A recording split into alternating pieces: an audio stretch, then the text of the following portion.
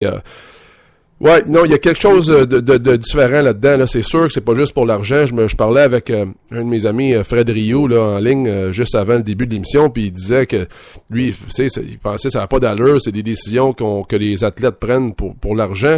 C'est certain qu'il y a quelque chose d'autre là-dedans. C'est certain que les Yankees, dans les négociations, ils ont peut-être pas joué cool avec Cano. Cano, il a pris quelque chose de personnel. C'est devenu une décision personnelle parce que Cano, il est intelligent, Jay-Z est intelligent, puis comme agent, là, t'envoies ton joueur à Seattle pour 10 ans quand il joue pour les Yankees de New York, là.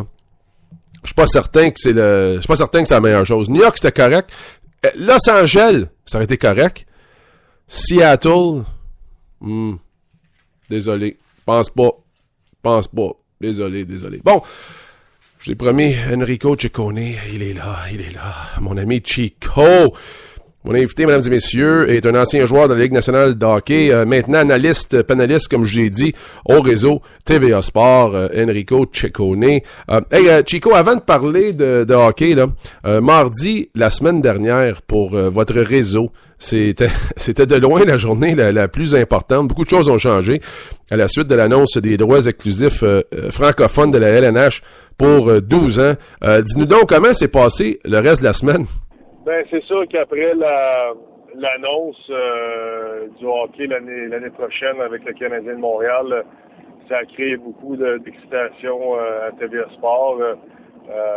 Ça a créé beaucoup un élan de bonheur, si je peux m'exprimer ainsi. Là, on sait par contre qu'on va avoir du travail à faire. On sait qu'on va être épié, on va être jugé, on va être analysé, on va être critiqué. Puis on a juste hâte que ça commence parce qu'on sait que le plus difficile dans tout ça, c'est avant le premier match qu'on va diffuser pour le Canadien. Un coup, tous les éléments vont être en place. Je pense que ça va bien aller. On a quand même des gens qualifiés là, à TVA Sport. Je suis persuadé également là, qu'il va y avoir d'autres gens qui vont être engagés aussi. Là. Okay, ça reste à voir, mais jusqu'à présent, on flotte sur un nuage. Là. Hey Enrico, on est au début de décembre, puis déjà hier soir, il y avait des matchs importants avec des enjeux qui avaient un impact sur le classement, les Bruins et le Canadien, mais il y avait aussi les Sénateurs que tu couvres pour TVA Sport, qui jouaient contre le Lightning. Qu'est-ce que tu peux nous dire des Sénateurs jusqu'à maintenant? Les sénateurs, en ce moment, je pense que les sénateurs, c'est pas l'ombre de l'équipe de l'année passée, même il y a 2 ans. Là. C'est une équipe qui a plusieurs brèches, surtout en défensive. L'année passée puis l'année avant, c'était pas parfait, mais il y avait Craig Anderson qui venait toujours sauver les meubles un peu. Alors, les données étaient peut-être faussées un petit peu, mais c'est sûr que la mentalité d'un Paul McLean, c'est d'être capable d'utiliser ses 20 joueurs sur le banc, d'être capable de donner là aux gars, que ce soit le 4e trio ou le 3e trio, n'importe qui, le soir que tu vas bien, le soir que tu as vraiment le rythme, là, il va te faire jouer. Puis cette année, ça a été pas mal la même chose, mais il y a moins de production à ce niveau-là. Puis c'est sûr qu'on doit toujours être capable de se renouveler quand tu es entraîneur, là. Ça fonctionne d'une certaine façon pendant les premières années. Après ça, il faut que tu changes peut-être ton discours. Puis, et puis aussi le fait que Brian Murray a peut-être du travail à faire aussi là pour aller chercher un gars d'expérience en défensive, sur la brigade défensive. On s'attendait pas mal plus à un gars comme Jared Cowan, par exemple. Un gars qui a bien fait lors de sa première saison. L'année passée, il a été blessé un peu. Cette année, c'est un peu plus difficile. Fait que tu vas avoir 4 défenseurs sur la glace que tu es capable de mettre au moins 20 minutes de temps de jeu par match. Puis en ce moment, là, chez les Sénateurs, tu n'as pas ça. Puis aussi, je reviens à ce que j'ai dit au début, là, Craig Anderson n'est pas l'ombre de lui-même là, depuis le début de la saison.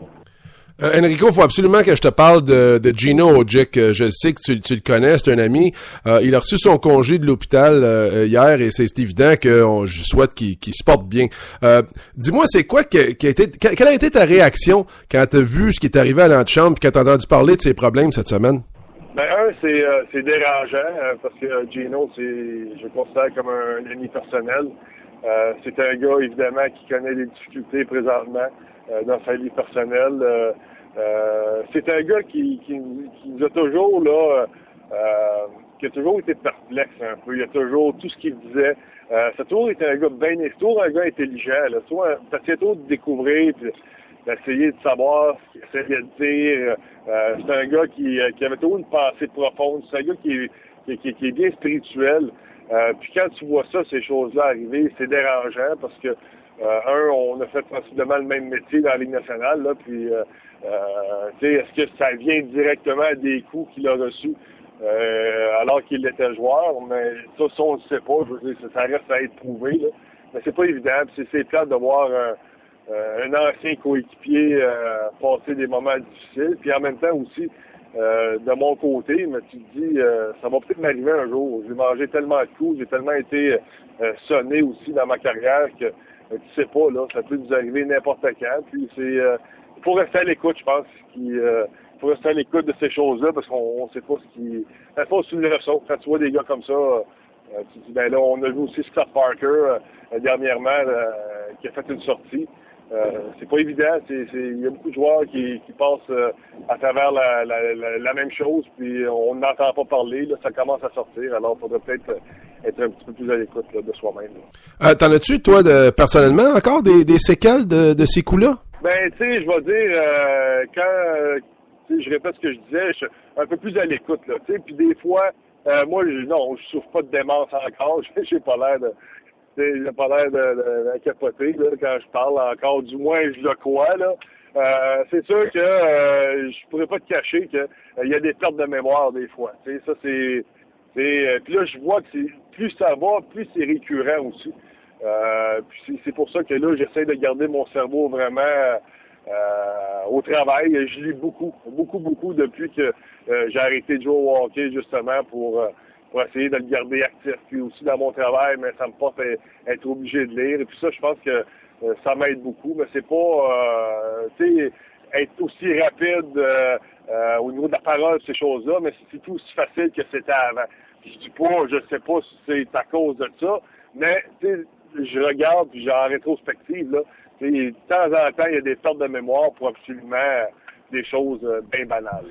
Tu t'as déjà dit, Enrico, que tu t'aimais pas ça de battre, puis c'était ton travail, t'aimais pas ça. Tu dis aussi que t'aimes pas la bagarre dans la LNH. Penses-tu qu'on s'en va vers une Ligue nationale qui n'aura plus de bagarre? Ben, tu sais, c'est sûr, aujourd'hui, à l'âge de 43 ans, quand tu vois deux gars se tapocher, moi, j'ai pas le même regard et la même analyse que le partisan qui va payer 150$ ou 200$, qui veut être épaté, qui veut vivre un bon moment, puis la bagarre, mais c'est excitant, tu vois ça sur la glace. Moi, je le vois différemment. C'est peut-être là où je me dis, à un moment donné, il faudrait peut-être que ça disparaisse, parce que, la vie des bagarreurs, c'est pas facile. Tout ce qui est pendant la bagarre, c'est pas facile. 2, l'avant-bagarre aussi, la préparation, sachant que tu as ça à faire, c'est pas facile également. Puis là, je vais te dire tout ce que les gens me disent. Mon prix que tu étais payé, ferme ta gueule. C'est pas une question. L'argent fait pas en sorte que t'es plus à l'aise, puis t'es moins nerveux, puis t'as moins peur. Puis que t'auras pas de séquelles plus tard. Tu sais, je veux dire, ça n'a pas rapport du tout avec ça.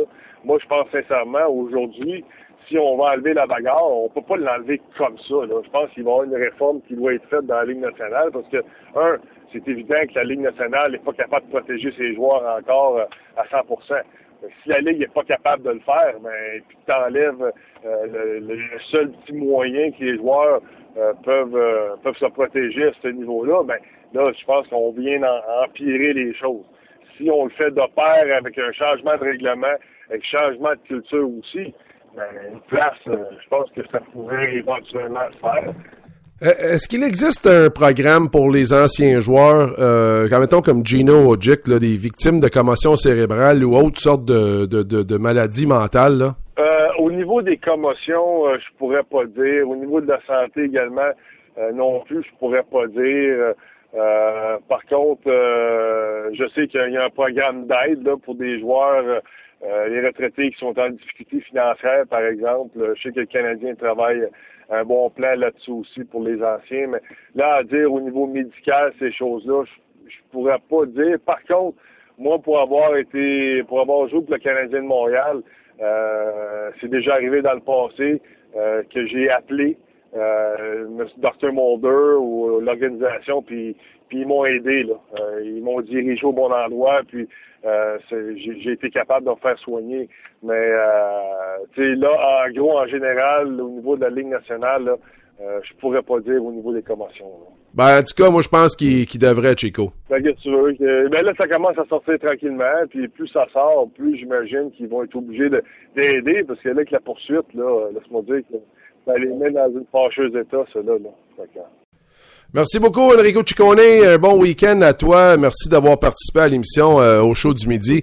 On va terminer le show du midi, mesdames et messieurs, avec notre petit pot pourri du vendredi. Mais avant de faire ça, je vous dis encore les façons de réagir, d'agir, d'interagir, de questionner, peu importe l'émission, de participer à l'émission sur notre page web www.leshowdumidi.com. Quand l'émission est en direct entre midi et midi et demi du lundi au vendredi, il y a une petite fenêtre là que vous pouvez chatter en temps réel directement avec nous, ça nous fait plaisir. Il y a par courriel info@commercial le show du midi. Il y a notre page Facebook, allez l'aimer, facebook.com/le show du midi. Et évidemment, notre compte Twitter. Si vous participez sur Twitter, des fois, c'est très simple et très rapide, ça. @commercial le show du midi. Pour pourri du vendredi, présenté par moi aujourd'hui, en terminant, Kobe Bryant.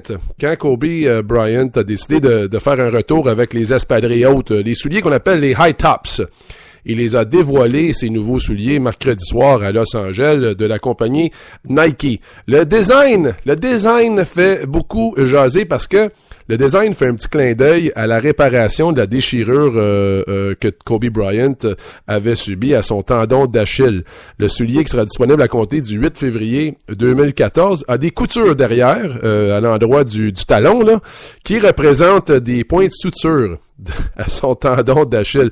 Il y a du support supplémentaire évidemment pour le tendon, mais j'ai trouvé ça bien intéressant que les coutures derrière représentaient des points de suture que Kobe Bryant avait reçu à la suite de son intervention chirurgicale.